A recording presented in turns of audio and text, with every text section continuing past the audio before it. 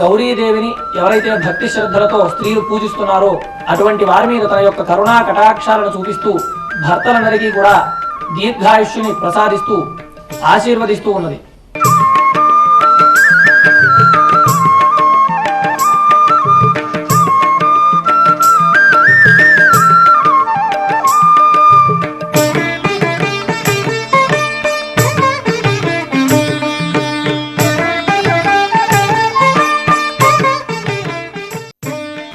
నోములు వ్రతాలు ప్రతి ఆదివారం ఉదయం 10 గంటలకు, తిరిగి గురువారం మధ్యాహ్నం 12 గంటలకు మీ భక్తి టీవీలో.